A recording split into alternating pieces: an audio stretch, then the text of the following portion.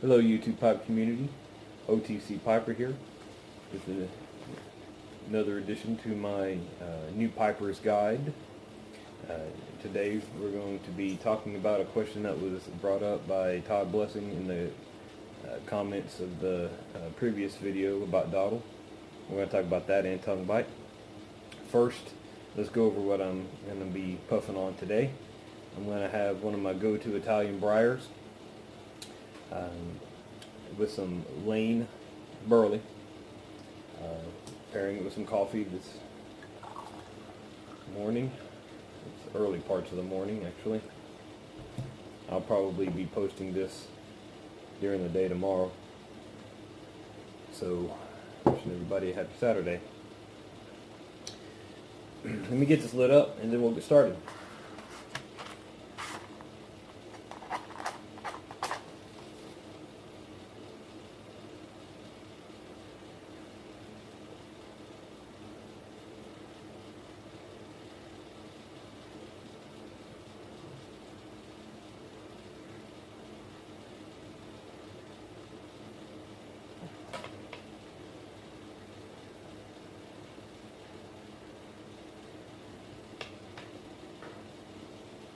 As we noted before, that was my charring light or my false light. Get it lit in earnest now.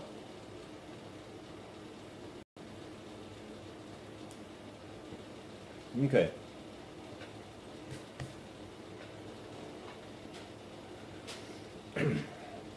So Dottle, you know, the gurgling that occurs in your pipe from time to time.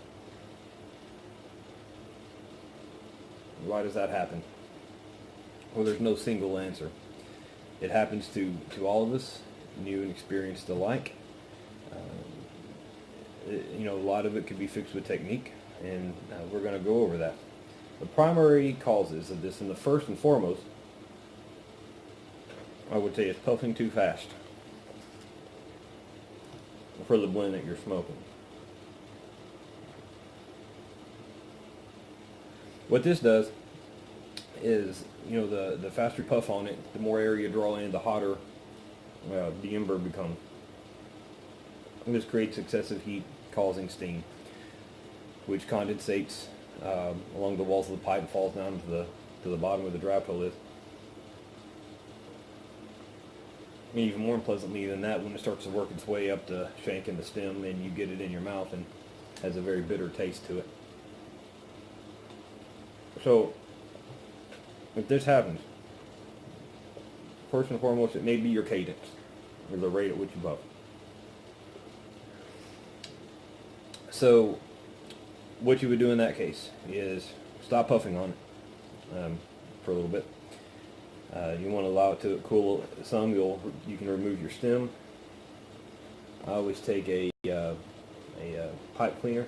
You can just run it down into the bottom of the bowl where the moisture gathers together. Just soak it up a little bit. Okay, once that's, you know, good and dry, you can run a swab through your stem, or you just clear it. I just go off to the side, blow some air through it, make sure there's any built-up moisture that gets into the stem. You can clear that out. Just allow it to cool, you know, a little bit, and just resume a little bit more slowly. And in the process, like what happened here, you start to lose your light. I'm going to try to stoke the ember like I was showing you before, to focus the heat into the ember. You can usually get it going again unless it's too far gone, and then you got to relight it. And that's just kind of goes with the territory. Another reason it can often happen is your tobacco is too moist. Different people like the tobacco at different moistures. It's not necessarily that the tobacco, I guess, is too moist, but it may be too moist for the cadence that you're using. There's sometimes I've had tobacco that's just wet. You can, you know, wrap some up in a napkin and squeeze it, and the napkin would be wet. That to me would be a little bit excessive. Okay. What happens with that is similar to what happens when you puff too fast. You know, it may occur, you know, without you puffing excessively fast. because of the moisture, you know, you're basically setting a fire in the bowl. And with that extra additional moisture, it causes steam. And that steam builds up, just like it does in the, that I went over in the puffing too fast. It settles down into the bowl. And you have the same issue. So, you know, it could be puffing too fast. It could be a combination of the speed at which you're puffing and the moisture of the tobacco. I like to have mine a little bit drier than I would say most do. But excessive dryness, you know, it can, you know, cause some other thing. I mean, it burns faster. May not, you know, necessarily, you know, have as much richness to it. And every tobacco is different in that regard. And on as far as the primary causes go, the last one I'm going to go over is poor construction. This can occur, you know, with some of the more expensive ones. It's not as common. A lot of times, you know, when you buy the Italian basket pipes, I have, you know, quite a few, and I still run them through in my rotation. You might get little blemishes here and there. A lot of it has to do with finish, and well, what happens a lot of times is that one of the primary defects that causes the dottle is when if you look in here, you have a hole drilled through the shank, and you know, a hole drilled that, you know, where the bowl is drilled down into the briar. And if the bowl is drilled a little bit more deeply than the draft hole, which is where the bowl meets the shank, the bowl is drilled through the shank, what can happen is, as the condensation occurs with the steam, it will accumulate down below the draft hole, kind of like a reservoir. You know, it won't go anywhere, but it'll sit there and gurgle, and when it gets to be too much, it will infiltrate the shank and the stem. And again, you get it in your mouth, and it's a very unpleasant flavor to get in there.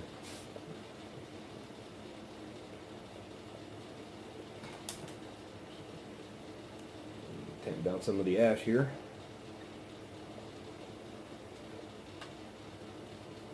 And while I'm at it, talking about tamps, I was going to show off this one I got. If you caught my joint mantle with Catholic pipe setter, Gabe, tallest piper, made me a custom one because of my career field. It's a blue line tamper with a 45 ACP casing on it. I'll keep this in my little my pipe holder, and it's a great little tamp. Very beautiful work that he did, so I just wanted to show that off. I got it going again. So I'll say each individual is affected differently when it comes to things like this. It's not, if that's happening, you're new a piper, it's not because you're new and inexperienced. It happens to the experienced pipers as well. I would say, when you're encountering a new tobacco, one that you haven't tried or put through its paces, it takes you, you know, each tobacco, you've got to learn it differently than you've learned any other tobaccos, because they're all going, each blend is going to have its own characteristics. And there are some tobaccos that I know now, after having tried it, you know, quite a bit, that on this particular tobacco you got to slow down. Or this one, it's okay, you know, if you puff a little bit more consistently with it. And you'll just learn that through time. So don't be discouraged if that's happening. Try some of the tips I gave you. And there may be some other tips, and I would encourage experienced pipers that may be seeing this to drop some comments down below. Maybe you've experienced something that I haven't, or you can offer a solution that I haven't mentioned here. So I'd be glad to hear about that. So, different pipes, different constructions, and we are going to cover that in the future on another video. All the different, you know, types of pipes. I don't have one of every single type of pipe that's out there, but some of the different shapes and some of the different things about each pipe that makes them different than, say, another pipe. And you know, and the different types of blends, different types of tobacco that cause different considerations, you know, to be made in your methods with those. And the reason that I am combining the dottle and the tongue bite is because much of the same techniques and causes of one also cause the other. They kind of go hand in hand in that case. And I'll say this: tongue bite is kind of an irrational fear among the piping community.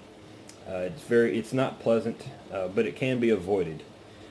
A lot of people will say, "Oh, this blend doesn't bite," or like I have one of my favorite burley blends is the Lane's Burley Without Bite. It says, well, all blends can bite you if they're consumed inappropriately, or if the technique is flawed in any way. All blends can bite you. And it can, and with all blends, it can be avoided. So there are some, though, that have a higher propensity of biting you than some others. And there are some conditions that are mistaken for tongue bite, and we're going to go over those as well. This video came about. I was, getting ready to do some other videos about the different types of tobaccos and pipes. When this question came up, I thought, well, no time like the present to cover this issue. So I went ahead and dropped this into my itinerary, and we'll do the other one maybe next time. Unless another question comes up that I think should be addressed now, instead of somewhere down the road. Because when you post questions down in there, that tells me that is a common thing that's being encountered and should be handled in a more timely fashion. Unless it's a question that has to do with a video that I'm already preparing, then I'm going to go ahead with that. Either way, it gets covered right away. So don't hesitate to drop a question down there. So a big misconception about tongue bite is there's some blends that are going to run a bit hotter, like Virginias. And this will all be covered in more detail. Just kind of giving a little teaser for the next video when we talk about the different types of tobacco. Virginias burn a little bit hotter than, say, a Burley, due to the sugar content, and we're going to get into that later. And some blends run a little bit more spicy than others, say like one that's got some Perique in it. And like Perique and Latakia are a little bit, on the spicier side. They're condimental. They're not something that you would put purely, a pure Perique or pure Latakia in your pipe. It's meant to be used as a condiment, to be mixed in a certain proportion with something else, because of the strength and the overwhelming characteristics that they may provide to the smoker. Now, I've known people that have tried it before and didn't hate it, but I wouldn't recommend that, and I certainly wouldn't want to put myself through that, if that's something that you're sensitive to. So, like a Perique, it'll run a little bit spicier. And in some cases, the heat that you feel, it makes your whole mouth feel hotter or spicier. That's not tongue bite. Okay, that is just the characteristic of the blend that you're smoking. A tongue bite is caused by steam. It's kind of like it burns your tongue in like however you clench your pipe, where it draws in and hits your tongue. When you have the excessive steam, it's quite a bit hotter than just the smoke itself. It'll come into contact with your tongue and irritate that area. So that's really what tongue bite is. It can be, if you have a blend that's giving you, true tongue bite, it may be, number one, you may try it again with a slower cadence. You may let it air dry for a little bit if it's excessively moist. That's just a couple of things you can do. And some of the things I may be mentioning here may not solve the problem if there's any other underlying issues. So if you still continue to have the issue after going through these steps, drop a comment and let me know what it is. There might be a particular blend that might have something else altogether going on with it, or your pipe. I would definitely like to help you solve that problem, because a pipe is meant to be enjoyed. It's meant to be savored. A lot of people, they will get to going at it, puffing at it quickly. It's not a nicotine delivery system, so there's no hurry in that. There's a lot of times I'm guilty of it because I like the flavor. and I'm just sitting there drawing it in and enjoying it. And I've constantly with some blends got to remind myself that there's no reason to be in a hurry with this. So that is my little piece on dottle and tongue bite. If there's something that I haven't covered that maybe, in this topic that you're having an issue with, please drop a comment and let me know. I definitely want to be as much of a help and a resource to new pipers as I can be, just to keep you going in the piping community. So I'm going to go ahead and sign off with that one. I'm blowing out some of my ash a little bit. This burley that I have is a bit of a drier burley, and tends to kick up some ash from time to time, especially when I'm sitting here talking. I'm blowing air back through the stem. But anyways, until next time, TC Piper just wishing everybody all the best. Here's the good times of the warm pipe.